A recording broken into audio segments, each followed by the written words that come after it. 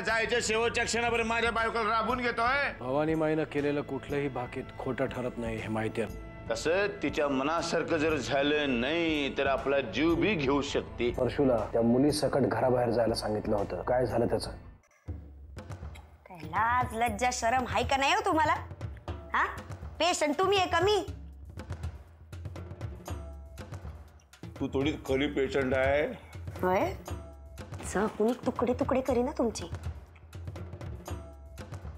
पडले जरी खोटं खोटं असेल ना तरी लागले खरं खुरं मला। मला माहितीये ग माझी राणी, हे समज तू माझ्यासाठी केलेलं आहे। गैरसमजात ना कराव, फक्त तुमच्यासाठी नाही आपल्या दोघांसाठी केलंय। रमावतीला जायचा वनवास टाळावा म्हणून। आठवडाभरामध्ये बरी होशील नव? तुझ्या बाजूला बसायचा लई कटाळा आलाय मला। परत बोला। तुझ्या बाजूला बसायचा लई कटाळा आलाय मला। हा, आयुष्यभरासाठी ना अंतरुणाला खिळवून ठेवीन आणि मुशाशी बसून राहीन तुमच्या। चालेल? चुकलं बाई, चुकलं, कान धरले।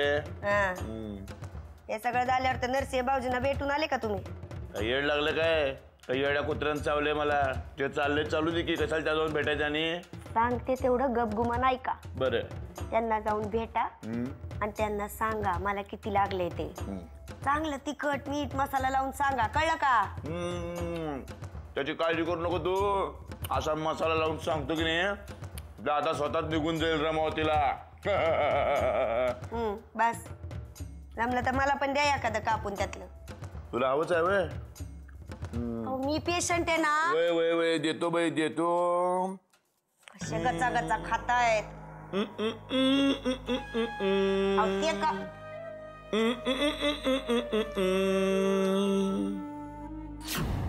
आणि काय हो, हे भवानी माईचं नवीन प्रकरण काय? बरेच किस्से कानावर ऐकू येत आहेत। फारसं गंभीर काही नाहीये,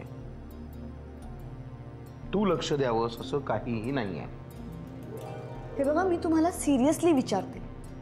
मी सिरियसलीच सांगतोय, पण अहिल्या, या भवानी माईविषयी काही सिरियसली बोलावं असं नाही वाटत मला। अलीकडे थट्टेचाच विषय वाटतो मला तो। मलाही त्यांचं काही कौतुक नाही, भाऊजींनाच त्यांचा जास्त पुळका आहे। हे सगळं येऊन तू माझ्या कानाशी का बडबडतीयेस? तुला जर कोणाशी बोलायचा असेल हा विषय, घरातल्या दुसऱ्या कोणाशी तरी बोल। हजार माणसं असतात घरात। मी तुम्हाला एक साधा प्रश्न विचारला होता की भवानी माईचं हे नवीन प्रकरण काय आहे, त्यासाठी एवढं ऐकवलं मला? ऐकवलं?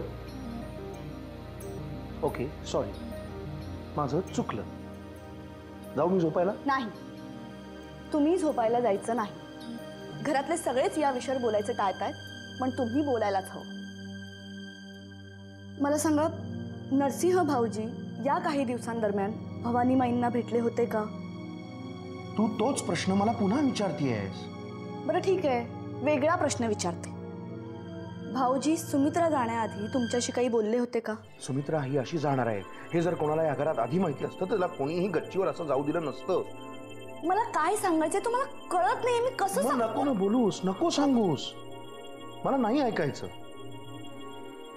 हे भवानी माई, दादाचं अलीकडचं वागणं, सुमित्राचा मृत्यू, याविषयी आता मला कोणाशी काहीही बोलायचं नाहीये आणि कोणाचं काहीही ऐकायचं नाहीये। बरं ठीक आहे, भाऊजींचं जाऊ द्या। आत्याबाई तुमच्याशी या विषयावर? ना अहिल्या, प्लीज नको अशी वागूस। मला खरंच काहीही माहिती नाहीये, आणि मला माहिती असतं ना तरी तुला सांगायच्या आधी मी 2 वेळा विचार केलाच असता। अहो पण मी खरंच सांगते, भवानी माईंनी भाऊजींना आधीच तुला जे काही बोलायचं आहे, ज्या काही शंका असतील त्या दादाशी जाऊन बोल, त्याला सगळं विचार। अलीकडे त्याच्याकडे हे सगळं बोलायला भरपूर वेळ असतो। ओके, झोपू मी? Good night.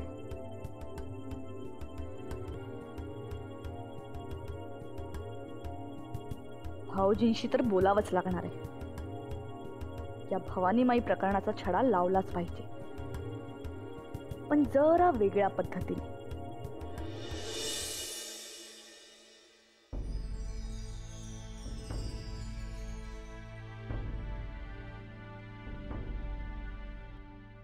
बाबा, हा काय निर्णय घेतलाय तुम्ही? का काय झालं? बाबा, परशू काका कसा आहे मला माहिती नाही. मला फक्त एवढंच कळतं की त्याच्यासाठी घेतलेला निर्णय आपण सुगंधावर लादू शकत नाही. मी खूप विचारपूर्वक निर्णय घेतलाय आणि जर तो परशूसाठी असेल तर तो सुगंधासाठी सुद्धा बंधनकारक ठरेल. बाबा, सुगंधाचा आत्ताच ऍक्सिडेंट झालाय आणि अशा परिस्थितीत आपण तिला रमावतीला कसं पाठवू शकतो? का रमावती काही लांब नाही इथून. मान्य आहे मला, पण अशा परिस्थितीत तिच्यासाठी तो प्रवास लांबचाच आहे ना. मग मी काय करावं अशी तुझी इच्छा आहे? परशू जर इथे राहिला तर वामन त्याच्यावर केस करण्याची भाषा बोलतोय आणि तसं जर का झालं तर आपल्या अख्ख्या घराला किती सहन करावं लागेल याचा अंदाज आहे तुला? मला तुमचं सगळं म्हणणं पटतंय बाबा, पण सुगंधाच्या जाण्याबद्दल तुमच्याकडे काय स्पष्टीकरण आहे? हे बघ बाळा, तू बाबा प्लीज, उगाच तू या बाबतीत लक्ष घालू नकोस किंवा स्वतःची काळजी घे असं काहीतरी नका बोलू.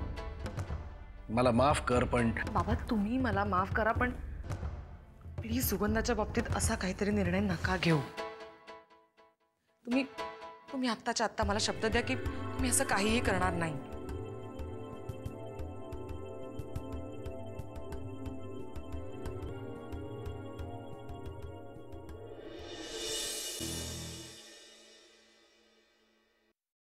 अहिल्याताई,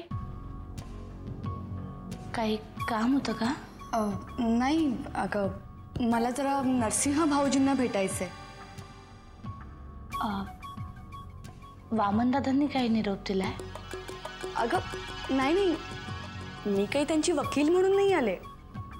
माझं भाऊजींकडे एक वेगळंच काम होतं म्हणून आले होते. नाही तसं नाही, मला वाटलं वामनदादांनी काहीतरी सांगितलंय, सध्या ते यांच्यावर नाराज आहेत म्हणून. हां, आता हे नाराज आहेत हे नक्की, पण त्या भावांबद्दल आपण काय बोलायचं? आज रागात तर उद्या गोड.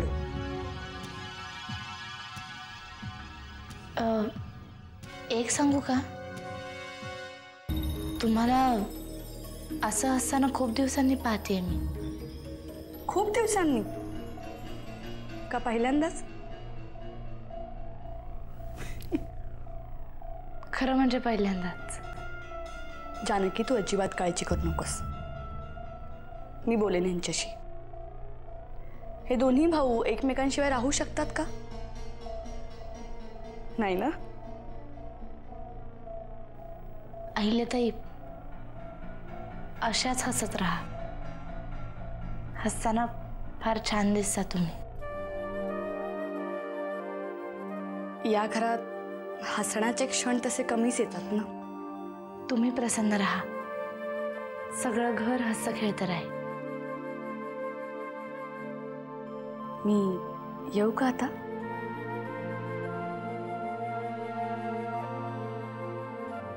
आली आहे मोठी घराला हसवणारी. जोपर्यंत तू या घरातून जाणार नाहीस, मीही मनापासून हसणार नाही.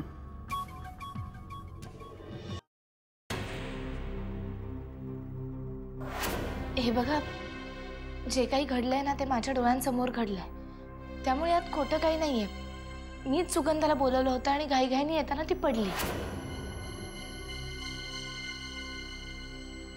बाबा तुम्ही मला माफ करा, पण प्लीज सुगंधाच्या बाबतीत असा काहीतरी निर्णय नका घेऊ. तुम्ही आत्ताच्या आत्ता मला शब्द द्या की तुम्ही असं काहीही करणार नाही. कशी आहे तिची तब्येत? बेकार रे बाबा, लई बेकार तब्येत आहे बघ. 1 सेंटीमीटर नाही, त्याच्यापेक्षा मोठ्या, म्हणजे 1 मिलीमीटरच्या जखमा आहेत अंगावरती. जखमांचं अख्खं वारूळ झालेलं आहे. 80-90 ग्रॅमची टेंगळं आली आहेत, माहितीये का? तिच्या जखमांचं वजन नाही विचारलं मी तुला. अरे दादा, एकेकाची सांगायची पद्धत असते. तू विचारलं की नाही म्हणून मी सांगितलं रे. परशू, खरं तर तुझं ना थोबाड पाहायची सुद्धा मला इच्छा नाही, पण इतके दिवस आपल्यामध्ये सुमित्रा नावाची एक पुसटशी रेषा होती, म्हणून तू या घरात होतास. आता ती नाही तर तुला काडीचीही किंमत नाही या घरात. मी ना तुला सांगतो आता असा मोठा पराक्रम गाजवून दाखवतो की नाही की तू स्वतःहून म्हणशील. रमावतीला कधी जातोयस? म्हणजे मला घालवायचं निश्चितच करून टाकलेलं दिसतेस तू. ठीक आहे, दादाची ऑर्डर, जातो. बायको बरी झाली की तिला घेऊन जातो. परशु, ती आजारी आहे, तू नाहीस. त्यामुळे सामान भरलं असशील तर ते उचल आणि निघ, आणि नसशील भरलं तर भरायला लाग. दादा, तू विसरला असशील पण मी कसा विसरेन. माझी पहिली बायको आत्ताच गेलीये. तिचे दिवस कार्य बाकी आहे, 10, 12, 13. ज्या दिवशी हे सगळं करायचं असेल ना त्या दिवशी गाडी पाठवून मी रमावतीला, त्यात बस आणि निघून ये. ठीक आहे? काय दादा माणूस आहेस रे तू. हा, लोकांशी एवढा प्रेमानं वागतोय. हा, एखादा माणूस असता तर बायको गेलेल्या भावाला घेतला असता जवळ. बस कर तुझी नाटकं. अरे पण सुगंध आहे की नाही, तिचा प्रॉब्लेम आहे रे. दिवसभरामध्ये 4-4 वेळा बँडेज बांधावं लागते जखमावर. त्यासाठी बरीच माणसं आहेत या घरात, आणि कमी पडलीच तर हॉस्पिटलमधून मागवून घेईन मी.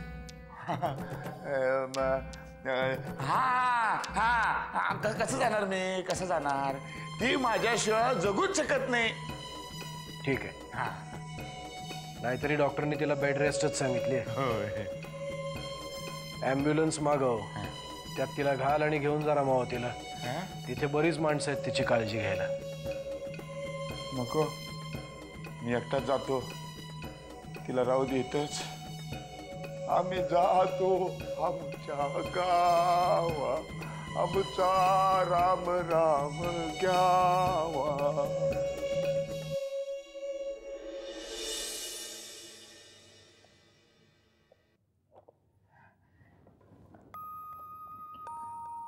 ताईला विसरलास?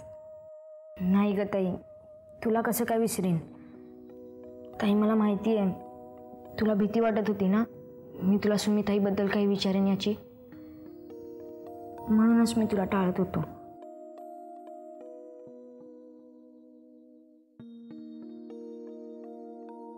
खरंच मोठा झालास रे गण्या तू. गण्या, घरातले सगळेजण एकमेकांना टाळतायत. सगळ्यांनाच कोणापाशी तरी मन मोकळं करायचंय, पण ताई मी स्वतःशीच बोलायचो. जेवढी सुमिताई मला माहिती आहे ना तेवढी कुणालाच माहित नाहीये. ताई तुला माहिती आहे सुमिताई सगळ्यांच्या नकला फार छान करायची. तिने एकदा परशुदादांची पण नक्कल करून दाखवली होती. असं करायची सुमिताई? मला कधीच माहिती नव्हतं. ताई ती एकदा म्हणाली पण होती जानकी ताईला देवाने काही वेगळंच बनवलंय. माझी चिव पण तिच्यासारखीच झाली पाहिजे. पण मग तू सुमिताईला सांगितलंस का की जानकी ताई हे सगळं तुझ्याचकडून शिकली आहे म्हणून? ताई मी एकदा तिला विचारलं पण होतं तू परशुदादांसारख्या अशा माणसाबरोबर कशी काय राहतेस. तेव्हा ती मला म्हणाली होती जोपर्यंत या कपाळावरच्या कुंकूचा कंटाळा येत नाही ना तोपर्यंत. मग तू काय म्हणालास त्यावर? मग मी तिला म्हणालो होतो की मग ते कुंकू पुसून टाक ना. आणि ती काय म्हणाली? मग ती बराच वेळ आरशात बघत होती स्वतःला, आणि नंतर ती म्हणाली ज्या दिवशी या जगातून जाईन ना त्या दिवशी पण कपाळावरती हे कुंकू असेल.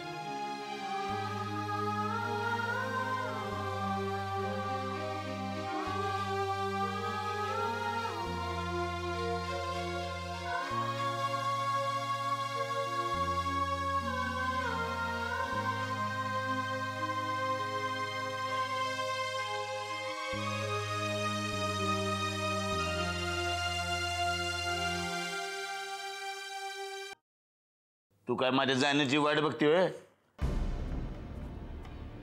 काय पण जाऊन बोलले तिथं नरसिंह भाऊजींच्या समोर. जाणं रद्द होईल असं बोला असं म्हणाले होते ना मी. काय बोलले जाऊन? तुला वाचवले मी. दादा म्हणत होता दोघं बी जा. झालंय काय नक्की त्यांना? तेच तर कळत नाही ग. मी सांगू तुला, सुमित्राच्या ऐवजी तू दादाला ढकलून दिलं असतंस की नाही गच्चीवरनं, लय बरं झालं असतं. हळू बोला जरा. हळूच बोललोय. हा. जातो आता मी. कळलं का? मी गेल्यानंतर लवकर बरं व्हायचं नाही, आजार पण वाढवायचं. कळलं काय? लवकर बरी झालीस तर तुला पाठवून देतील रमावतीला, आणि मग दोघांचा या घराचा कायमचा संबंध संपेल. मग तुमच्यासाठी मी काय अंथरुणावर पडून राहू आयुष्यभर? अगं असं कुठे म्हटले मी. थोडे दिवस कळसोस, थोडं सहन कर. आता काय नशिबाची फाशी आहेत की नाही आपल्या बाजूने पडायला लागलेले आहेत. कळलं का? एक दिवस वेळ बघू आणि गुंडाळून दादाला बी ढकलून देऊ गच्चीवरनं. मी तुझी गच्ची फेवरेट जागा आहे ना ढकलण्याची, म्हणून म्हणलं. अहो फेवरेट, आता तुम्ही जाणार, मग मला करमणार नाही हो इकडं.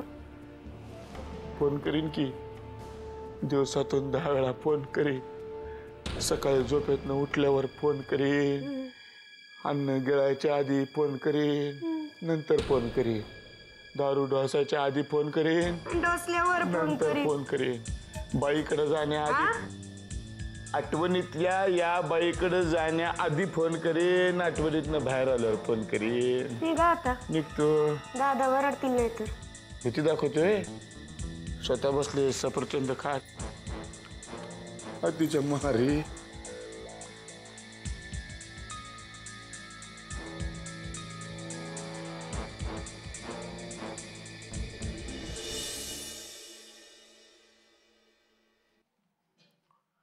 काही काम होतं का? जे मी आधीच करायला पाहिजे होतं ते मी आत्ता करायला आले. भाऊजी मला माफ करा. मला माझी चूक मान्य आहे. कसली चूक? राजकारणातली चूक. मी निवडणुकीच्या नावाखाली जो काही आताताईपणा केला त्याचा मला आता पश्चाताप होतोय. मी तसं करायला नको होतं. हे बघा हिल्या, मी काही तुझा शत्रू नाही. तुझ्या वडिलांच्या हाताखालीच तयार झालेला एक सामान्य शिष्य आहे. राजकारणामध्ये चुका होणं काही गहीर नाही. चुका होतात, पण जो राजकारणी त्या चुका कबूल करतो तो खरा राजकारणी. भाऊजी, मी फक्त चुका मान्य करणार नाहीये, तर मी त्या चुका दुरुस्त करणार आहे. रमावतीला जाऊन तळागाळातील कार्यकर्त्यांप्रमाणे कामाला सुरुवात करणार आहे. चालेल ना? खरं सांगू आहिले, माझा विश्वासच बसत नाहीये. तुझ्यातला हा बदल एक सुखद धक्का देऊन गेलाय मला, पण ह्यात तुझा नक्कीच फायदा होईल. भाऊजी, मला आता कोणत्याही फायद्या तोट्याशी काहीही घेणं देणं नाही. मला फक्त काम करायचंय. तुमची कार्यकर्ती म्हणून तुमच्या सोबत राहायचंय. आणि या सगळ्याची सुरुवात मी रमावतीहून करणार आहे. तिथल्या स्थानिक लोकांचे नेमके प्रश्न काय आहेत हे जाणून घ्यायचा प्रयत्न करेन. अहिल्या, तू म्हणतेस तसं खरंच मन लावून काम केलंस ना, तर तुला कोणत्याही प्रसिद्धी प्रमुखावर अवलंबून राहावं लागणार नाही. तुझ्या बोलण्यातला प्रामाणिकपणा मला खरंच कळतोय. तुला नक्की माझ्याकडून काय हवंय ते सांग. भाऊजी, मला रमावतीला जाऊन एखाद्या सामान्य कार्यकर्त्याप्रमाणे काम करायचंय. तुमची परवानगी असेल तर मी उद्याच रमावतीसाठी निघेन. परवानगीच काय, माझ्या शुभेच्छा तुझ्या पाठीशी आहेत. जा, खुशाल जा.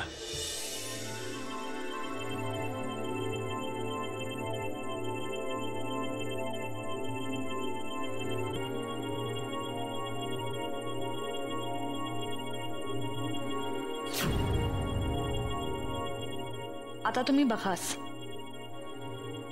तुमच्या त्या भवानी माई प्रकरणाचा छडा लावूनच मी परतेन.